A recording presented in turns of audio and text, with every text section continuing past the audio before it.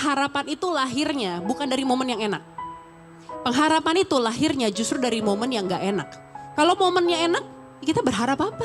Orang kenyataan di sekitar kita semua baik-baik aja kok, fine-fine aja semuanya.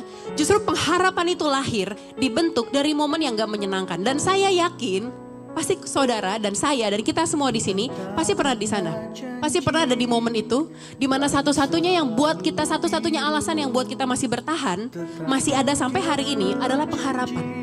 Adalah kita masih berharap hari esok akan lebih baik. Kita masih berharap bahwa mungkin mujizatnya belum datang nih. Oh, kesembuhannya masih on the way nih. Oh, berkatnya masih on the way. Dan itulah namanya pengharapan.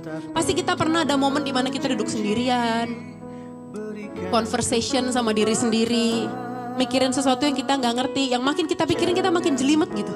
Makin kita pikirin kita makin nggak ngerti, kita makin rumit. Kalau minggu lalu saya katakan kepala kita berisik. Semakin kita pikirin kita semakin gak ngerti. Terus kita bangun pagi, pikiran pertama kita, masih sanggup gak ya ngelewatin hari ini?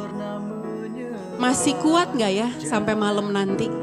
Ada momen yang kita gak pilih, kita gak memilih ada di momen itu. Siapa sih yang milih ada di momen gak enak? Ada di sini yang cukup gila untuk memilih momen gak enak? Ada di sini yang cukup aneh gitu, aku memilih jalan yang gelap Tuhan. Aku memilih sakit hati Tuhan. Gak ada ya. Ada di momen yang kita gak pilih, gak kita inginkan. Kayaknya kita berharap, I wish I had an option. Saya berharap saya punya pilihan. Kalau saya punya pilihan, saya gak akan jalanin ini. Kita pengen waktu cepat berlalu, kita pengen ada keajaiban yang datang instan gitu.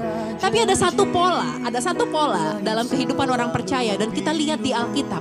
Dan pola ini dari dulu sampai sekarang dan sampai di hidup kita, itu pasti terjadi. Tahu nama polanya apa? Proses.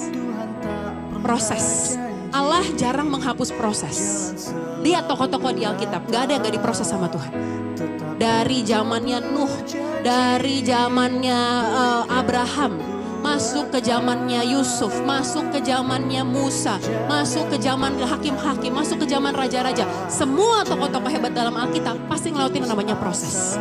Allah jarang menghapus proses. Tapi dia selalu yang juga kita lihat dalam Alkitab, kita lihat dalam firman-Nya. Dan saudara lihat melalui hidupmu, melalui hidup orang-orang di sekitarmu, melalui mungkin hidup kesaksian para hamba-hamba Tuhan.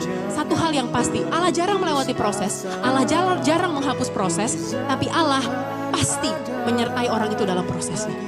Amin. Dan inilah yang menjadi pengharapan kita.